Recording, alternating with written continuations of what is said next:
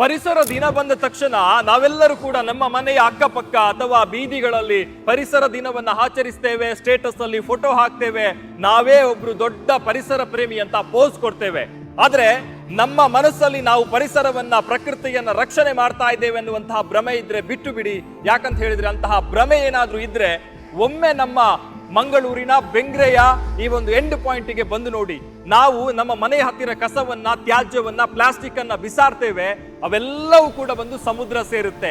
ಸಮುದ್ರ ಯಾವುದನ್ನು ಕೂಡ ಇಟ್ಟುಕೊಳ್ಳುವುದಿಲ್ಲ, ವಾಪಸ್ ಆಗಿ ಪ್ರಕೃತಿಗೆ ನೀಡುತ್ತೆ, ಪರಿಸರಕ್ಕೆ ನೀಡುತ್ತೆ. ಇಲ್ಲಿ ಎಲ್ಲವೂ ಕೂಡ ತ್ಯಾಜ್ಯದ ಕೊಂಪೆಯಾಗಿ ಬಿಟ್ಟಿದೆ ಈ ಒಂದು ಬೆಂಗ್ರೆ ಪರಿಸರ. ನಾವು ಸ್ವಲ್ಪ ಗಮನಿಸಬೇಕಾಗುತ್ತೆ. ಮನೆಯ ಅಕ್ಕಪಕ್ಕದಲ್ಲಿ ನದಿ ಇದ್ರೆ ಸಾಕು, ತೊರೆ ತೋಡುಗಳು ಇದ್ರೆ ಸಾಕು, ಎಲ್ಲವನ್ನ ಕೂಡ ಅಲ್ಲಿ ಬಿಸಾಡಿ ಬಿಡ್ತೇವೆ. ಯಾಕಂತ ಹೇಳಿದ್ರೆ ನಮ್ಮ ಮನೆ ಸ್ವಚ್ಛ ಇರಬೇಕು, ನಮ್ಮ ಮನೆಯಲ್ಲಿ ಪ್ಲಾಸ್ಟಿಕ್ ಇರಬಾರ್ದು, ನಮ್ಮ ಮನೆಯಲ್ಲಿ ಯಾವುದೇ ಕೊಂಪೆ ಆಗಬಾರ್ದು, ತ್ಯಾಜ್ಯದ ವಾಸನೆ ಬರಬಾರ್ದು. ಆ ಎಲ್ಲ ಕಾರಣಕ್ಕೆ ನದಿಗೆ ಬಿಸಾಡಿದ್ರೆ ಎಲ್ಲವೂ ಕೂಡ ಅಲ್ಲಿಗೆ ಸರಿ ಆಯ್ತು ಅನ್ನುವಂತಹ ಭಾವನೆಯಲ್ಲಿರ್ತೇವೆ.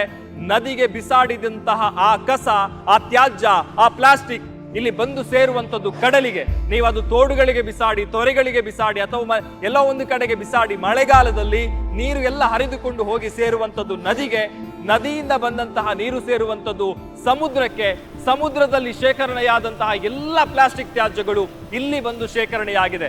ಒಂದು ಪ್ರವಾಸಿ ತಾಣವಾಗಿರ್ಬೇಕಾದಂತಹ ಜಾಗ ಇವತ್ತು ತ್ಯಾಜ್ಯದ ಕೊಂಪೆಯಾಗಿ ಬಿಟ್ಟಿದೆ. ಎಷ್ಟು ರಮಣೀಯವಾದಂತಹ ಪ್ಲೇಸ್ ಇದು, ಎಷ್ಟು ಸುಂದರವಾದಂತಹ ಜಾಗ ಇದು. ಆದ್ರೆ ಇಲ್ಲಿ ಬಂದು ಸೇರುವಂತಹ ಈ ತ್ಯಾಜ್ಯದಿಂದಾಗಿ ನಾವು ಈ ಸಮುದ್ರದ ಭಾಗದಲ್ಲಿ ಇಲ್ಲಿ ಬಂದು ನಿಂತು ನೋಡಬಹುದು.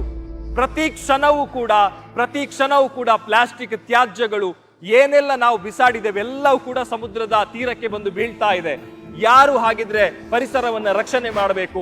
ಅಧಿಕಾರಿಗಳೇ ಸ್ವಲ್ಪ ಗಮನಿಸಿ. ಅದರ ಜೊತೆಗೆ ನಾವು ಫಸ್ಟ್ ಮನಸ್ಸು ಮಾಡಬೇಕು. ಸ್ವಲ್ಪ ಆ ಎಲ್ಲೆಂದರಲ್ಲಿ ಕಸವನ್ನ, ತ್ಯಾಜ್ಯವನ್ನ ಬಿಸಾಡುವ ಮುಂಚೆ ಸ್ವಲ್ಪ ಯೋಚನೆ ಮಾಡಿ, ನಾವು ಬಿಸಾಡುವಂತಹ ಕಸ ಎಲ್ಲಿಗೆ ಹೋಗುತ್ತೆ ಅನ್ನುವಂಥದ್ದು, ಅದು ಮತ್ತೆ ಬರುವಂಥದ್ದು ನಮ್ಮದೇ ಮಡಿಲಿಗೆ ಅನ್ನುವಂಥದ್ದನ್ನ ನಾವು ಯಾರು ಕೂಡ ಮರಿಲೇಬಾರದು.